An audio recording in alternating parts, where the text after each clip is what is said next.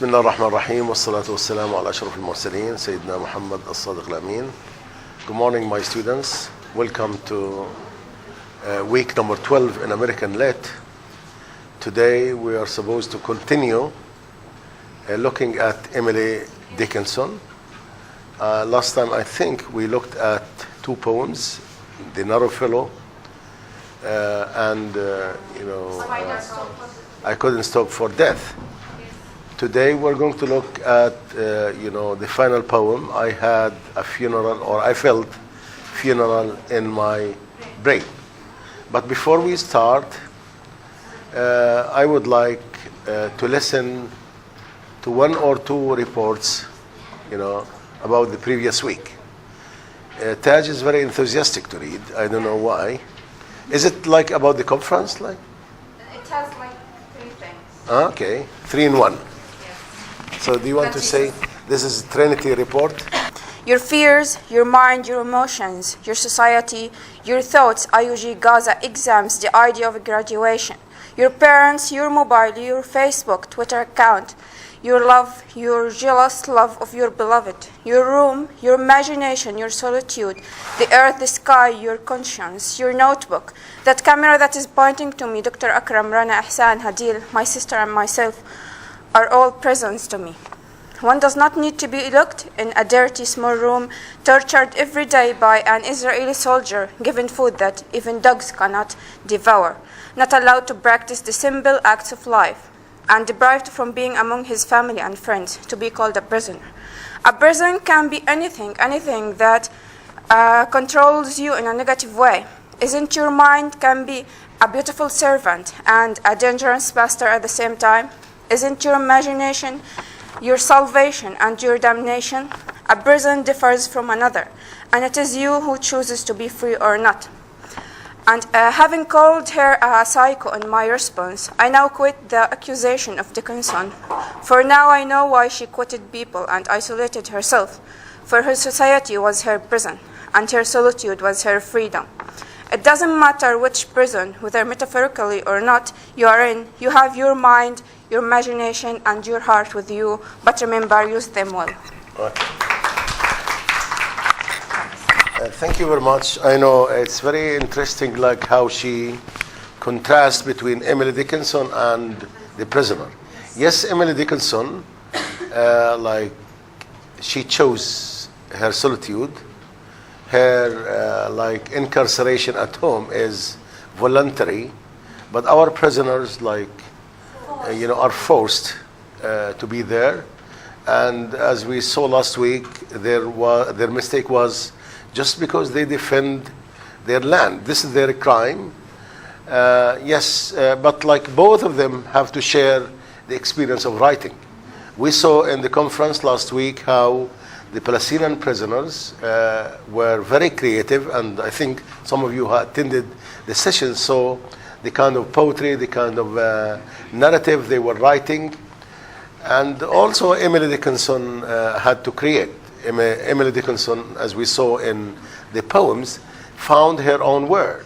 Like her own word was divine. She was successfully drew the boundaries of her own word, which were different from the boundaries of the external world. Yes, Emily Dickinson was enigmatic.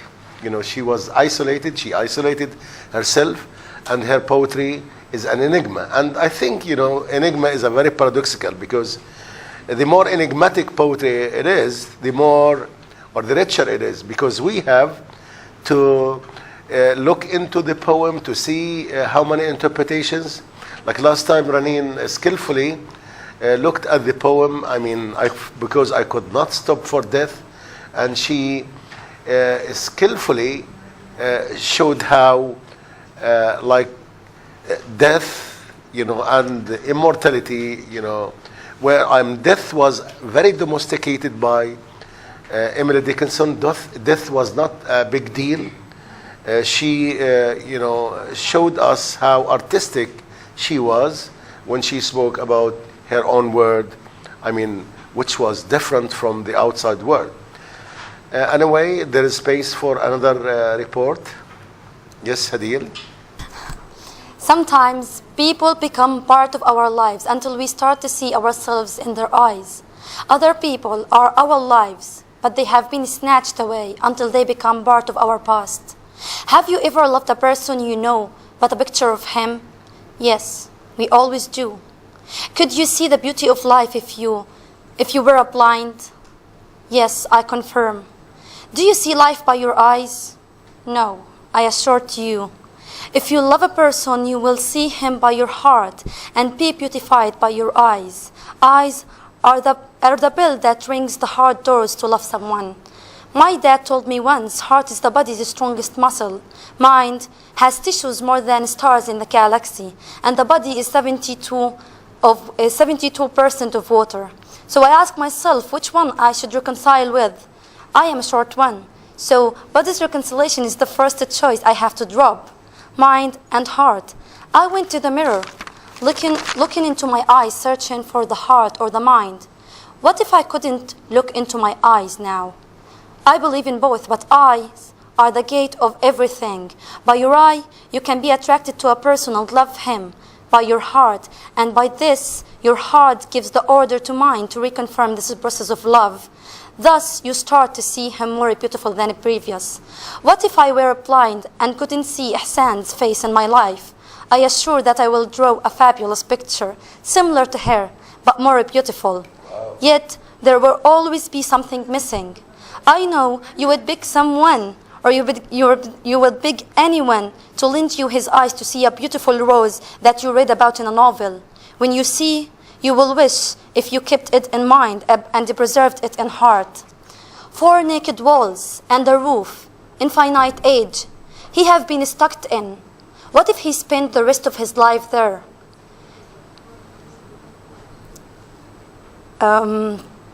Yes, he scratched the wall. It scratched his hands. It hurts him so much.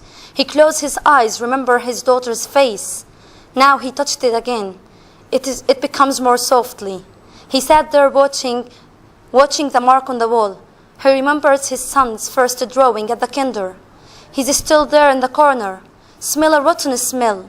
Remind him of the first tracked rotten apple that his wife joked it with.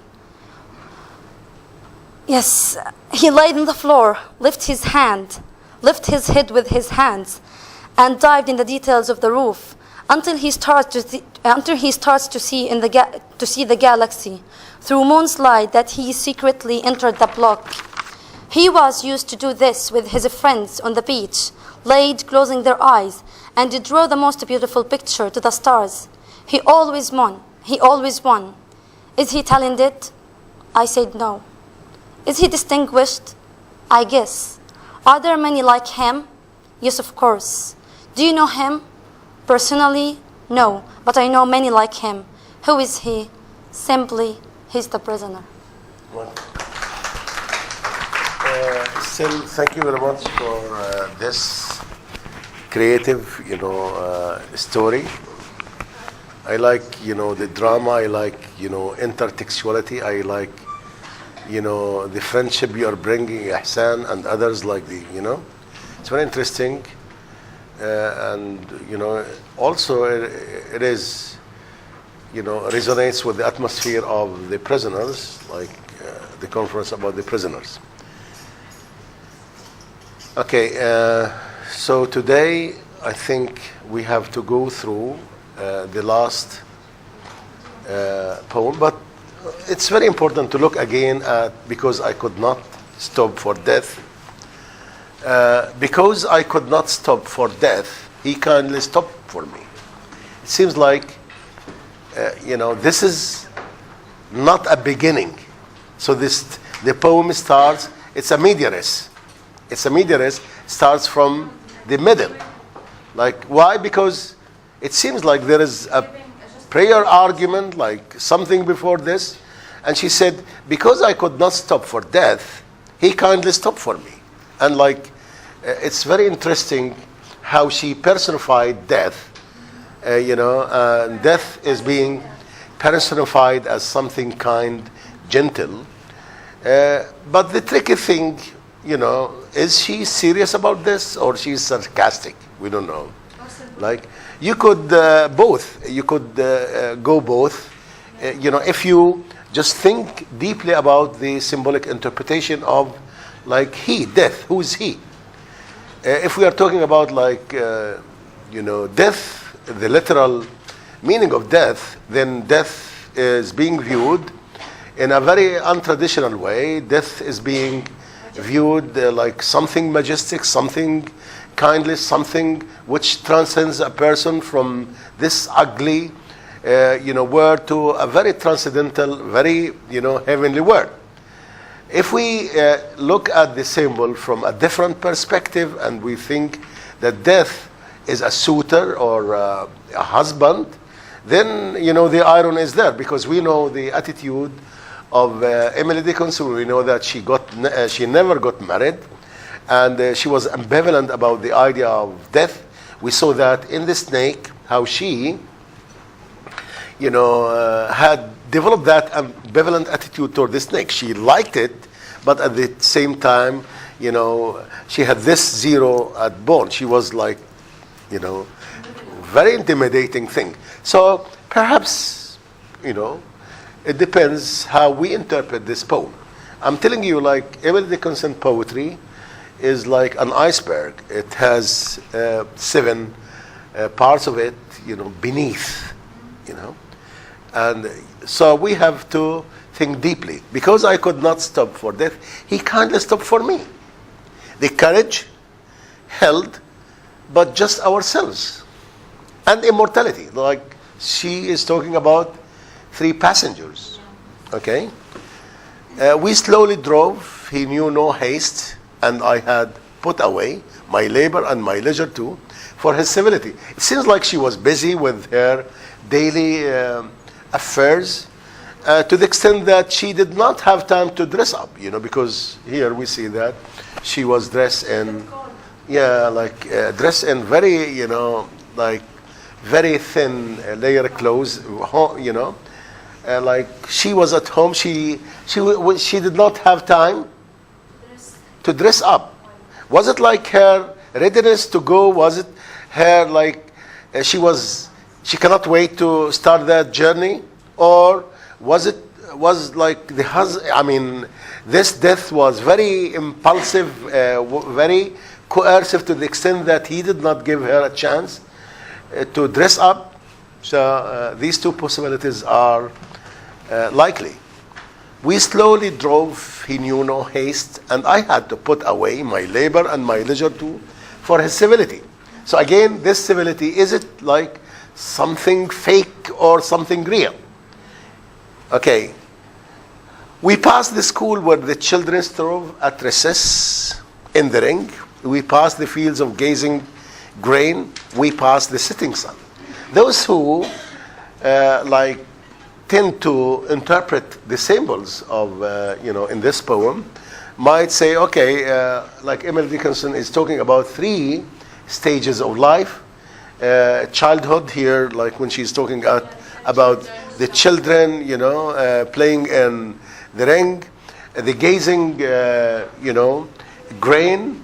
Also, it has to do with, so it's the young age, it's the youth, the middle stage of life, and then the passing sun, it is, death itself. Could we think of it as It's the old age, yes? Could we think of it as art or poetry? We said that Emily Dickinson is like sharing romanticism and certain No, I think, here, like we can answer this question, perhaps when we look at I had funeral or I felt funeral in my dad, because I think, like she thinks of death in a very paradoxical manner. She thinks of death as a kind of rebirth. So something is dying. There is something, death is a vestibule for transformation, like from one state to another. So she dies, this metaphoric death, it is like death of, let's say, of her consciousness, death of her life. However, it might be a rebirth of her as a poet, So death here, should not be viewed as something. And I think she has a point when she describes death in a very positive. I'm telling you, it's very enigmatic. Her poetry is like riddles. We have to look at the poem to see, how we decode such, riddles. Okay, good. We passed the school where children strove at recess in the ring. We passed the field of gazing grain. We passed the setting sun. Like, look here how many times pass. Like, this shows that she was, yes, the anaphora shows that, we passed, like the journey was going on. So where is this journey? Where is she heading for? Where is this death taking her? Is he taking her to hell or to heaven? You see what I mean? But, she's assuming like, yes, immortality is there. Like, this is something immortal. But where they are going, still like it is unseen. Now, or rather he passed us. So we passed the setting sun, or he passed us. Like here, this stanza is very, there is foregrounding in this stanza. If you look at the meter, here, because I could not stop for death, it is iambic tetrameter, followed by iambic trimeter. Okay? Because I could not stop for, because, like two syllables. I could not stop for death. He kindly stopped for me. Like, so we have 8 syllables. Like, this means we have iambic tetrameter. And in the second line, we have iambic trimeter. It happens like this in all the poem, and this is like the meter of the hymn itself. It's like a religious hymn. But what happened in this stanza, she reverses the things. Like, instead of starting the stanza with, like she starts with a trimeter, iambic trimeter, or rather he passed. The dude drew quivering and chill for only gossamer, my gown, my tippet only tall.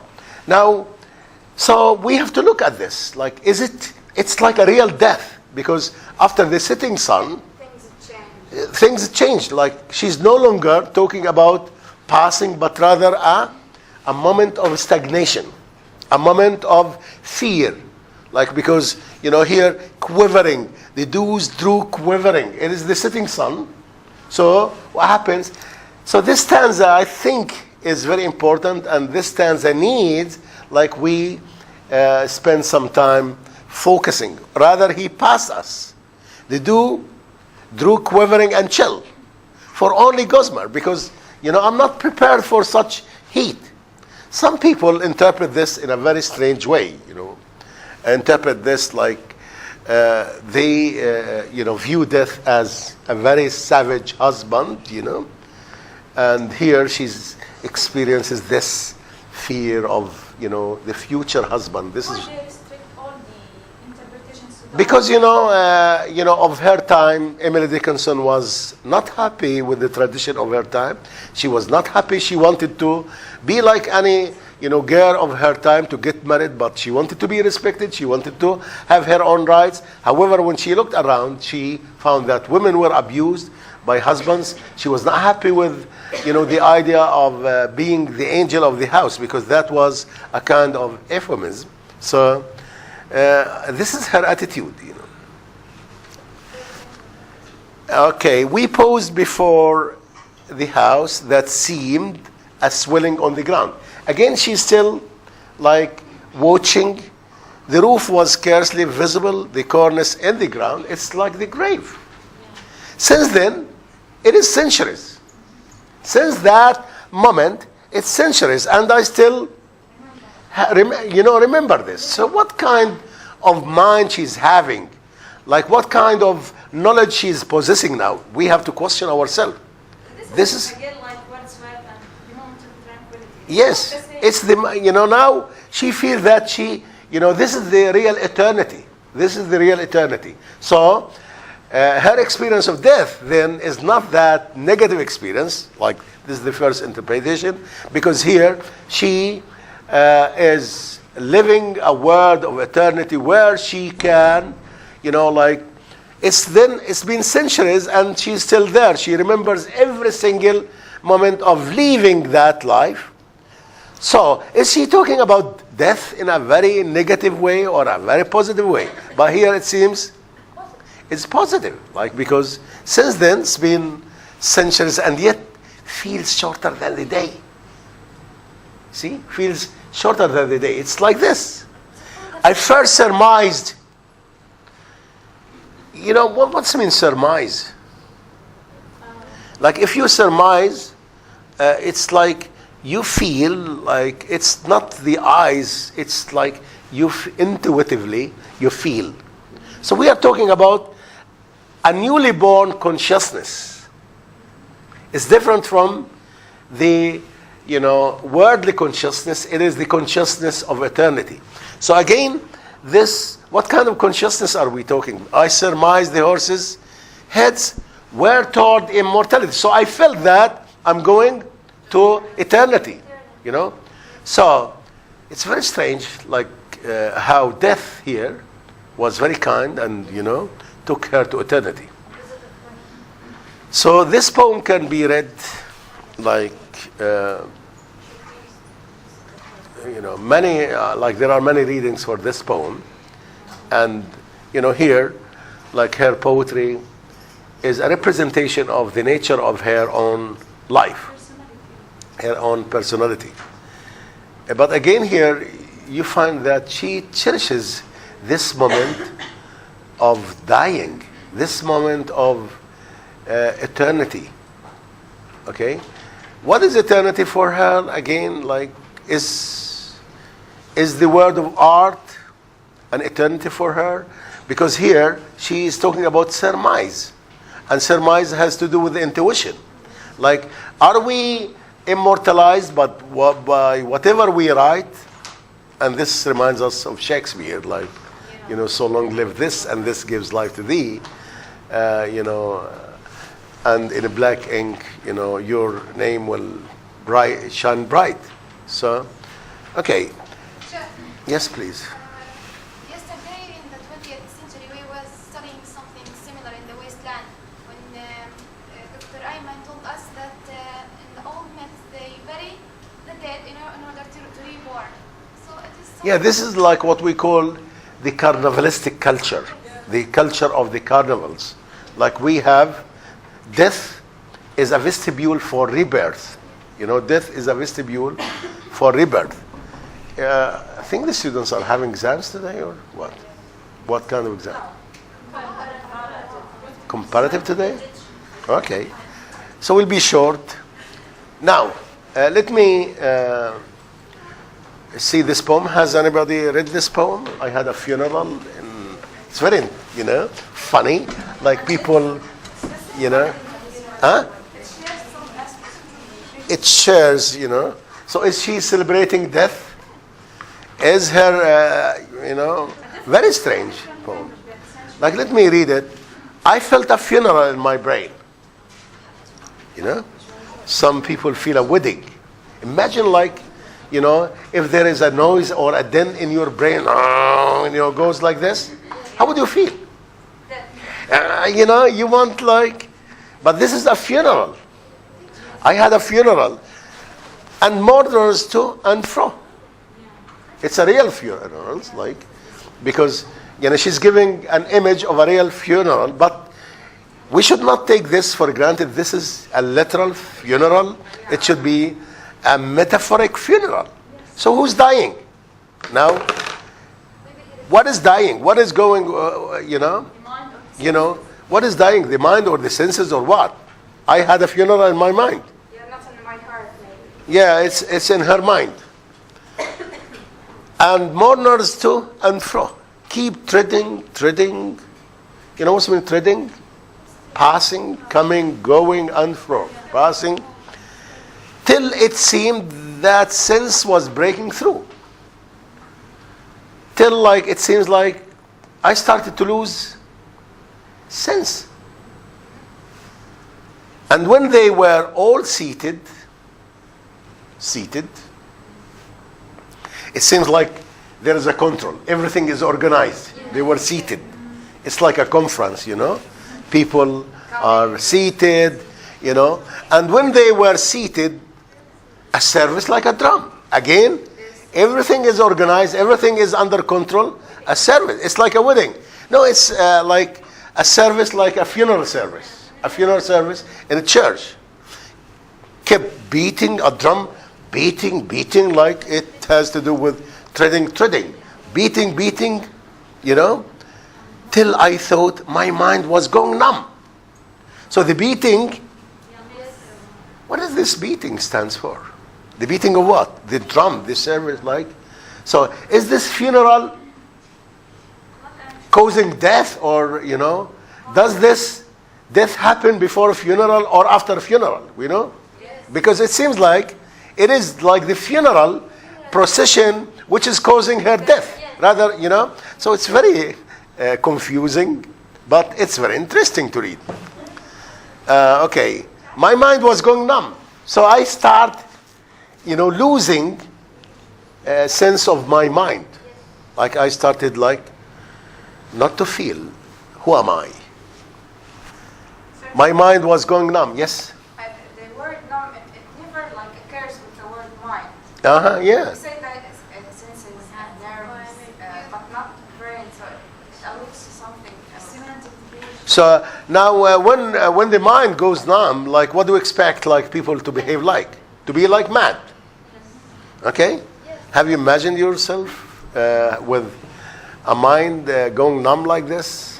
So mind means... Huh? She want to express how much it's like severe headache in mind. Sometimes we yeah. severe headache. So I start saying that my mind is going just. Yeah, you cannot think, but you cannot concentrate. You lost control. Yeah. You're mad. You are insane. Now again, is she, lamenting, or is she celebrating?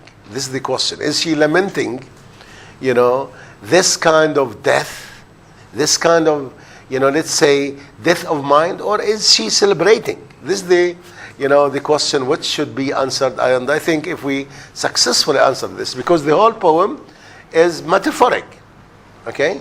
And it ends by a wonderful paradox. If you understand the paradox, I'm sure you are going to understand the whole poem. And when they were all seated, they kept beating till I thought my mind was going numb. And then, look here, you see, dashes.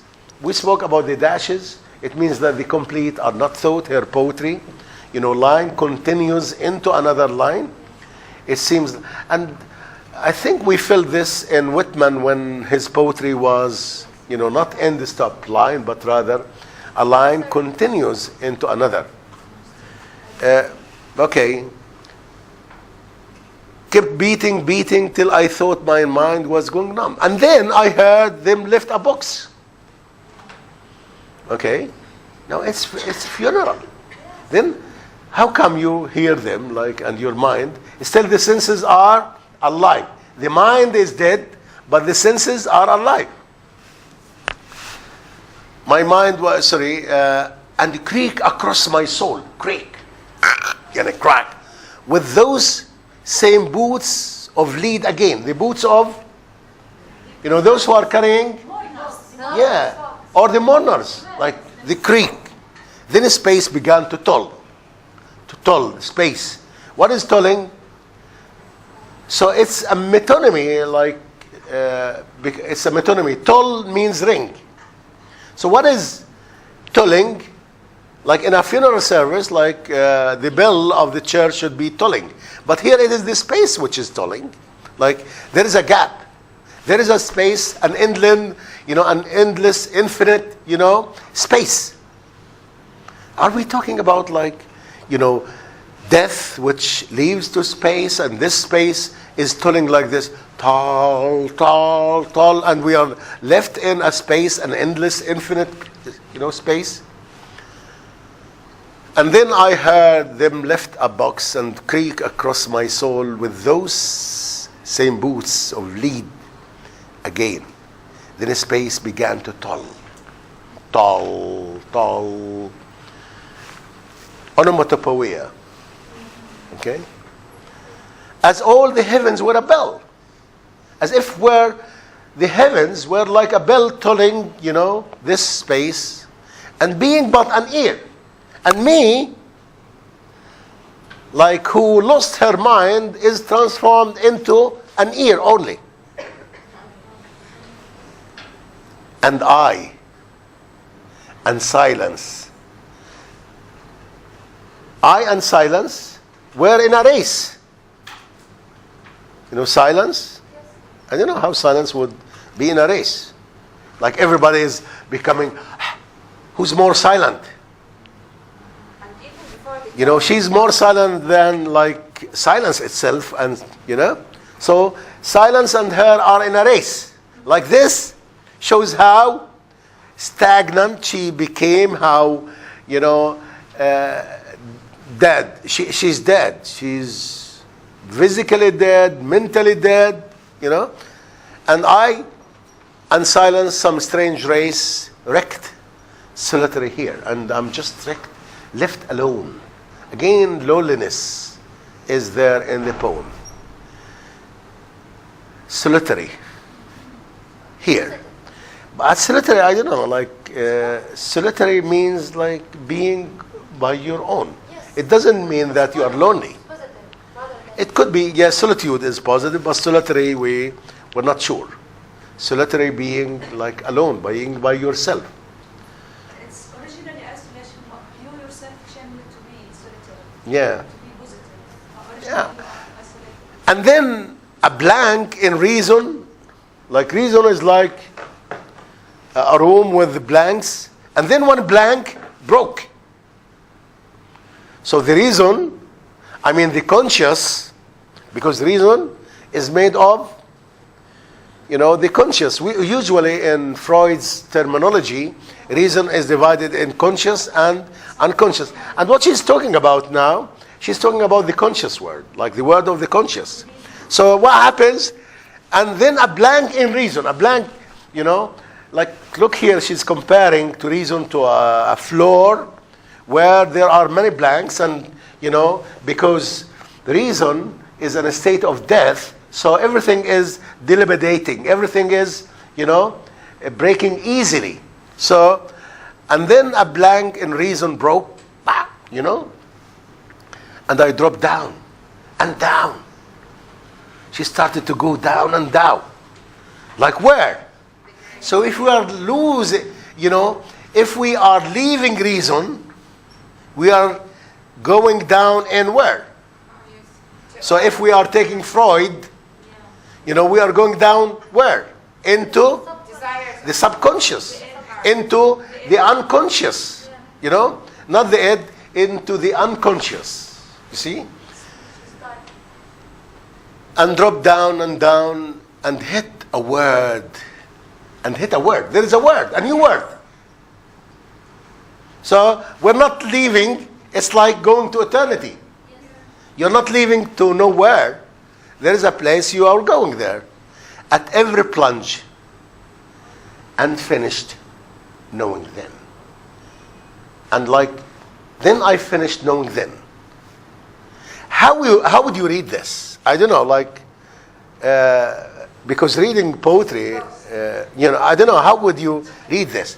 And then a blank in reason broke, and I dropped down and down. Would you I dropped down and down with fear? No, not fear. Or with, No, not fear. not fear. And she's happy? Yes. Okay. And I dropped down and hit a word at every plunge. And I finished knowing then. Yes. Is it like this? You were triumphant? Why should she be triumphant? Huh? A moment of discovery. a moment of discovery, a moment of rebirth, a moment of ecstasy. She stopped knowing what? Another word. The ugly word. Yeah. The word, the worldly word, the mundane word, like she was trying to escape in all her poems. I stopped knowing that word. I started like to be in contact with an eternal word, an eternal, intransient word, like a word of eternity. And I think, here, like I read an interpretation, this is a metaphoric death of her conscious thoughts and a rebirth of her, of her creative. Because if we look at Lacan is a French critic, he thinks that the unconsciousness is a structured, and, the language of the unconsciousness, we were discussing this yesterday in literary criticism. It was by chance, So I think Lacan's interpretation of the organization of the unconscious here. So death is being a time to celebrate here. But again, death, as in the previous poems, could be something negative.